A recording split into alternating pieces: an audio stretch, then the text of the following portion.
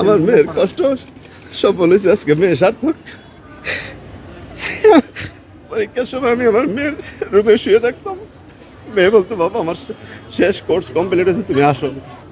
আমার মেয়ে 3 বেলা ঠিকমতো খেতেও না, শুধু স্কুল, কোচিং, পড়ার টেবিল। সবগুলোতে কত? আসো সামনে আসো, এই পাশে আসো। সবগুলোতে গোল্ডেন।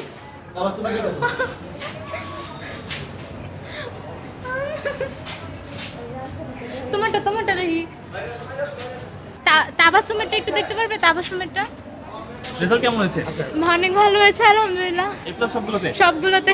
অনেক টেনশন হচ্ছে আমার বিএনএস পরিবারের, আমার বাবা মার আর আমার ফ্রেন্ডদের। মাকে জানিয়েছেন এখন পর্যন্ত? আমার মাই আমাকে জানিয়েছে।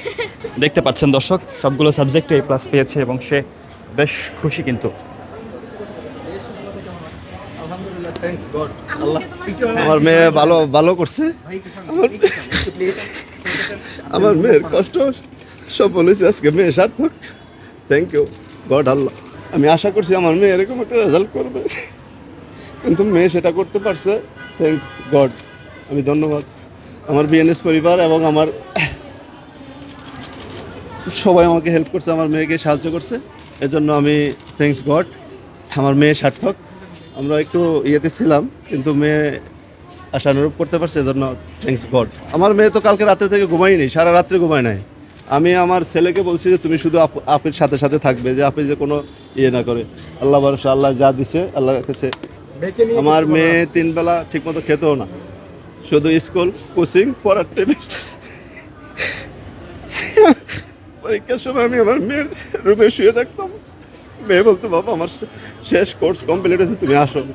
বলতাম বাবা আরেকটু দেখো, না বাবা আমার কমপ্লিট। মেয়ে পরীক্ষা দিয়ে বাইরে হয়ে বলতো যে আমি যা দিছি আমি ঠিক 100-100 ইনশাল্লাহ।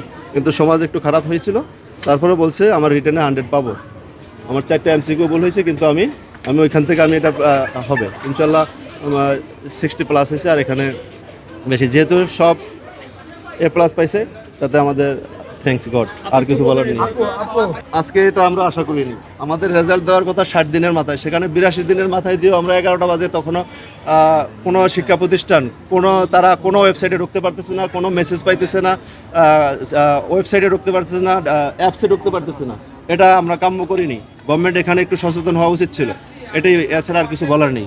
এখনও কেউ পায়নি, মাঝে মাঝে 1-2 জন। এই বিএনএস পরিবারে প্রায় 2500 পরীক্ষার্থী দিছে, স্টুডেন্ট ছিল, তারা মাত্র 2-3 জন পাইছে। এখনও কেউ রেজাল্ট পায় নাই, এবং কি বিএনএস কর্তৃপক্ষ এখন পর্যন্ত পায় নাই।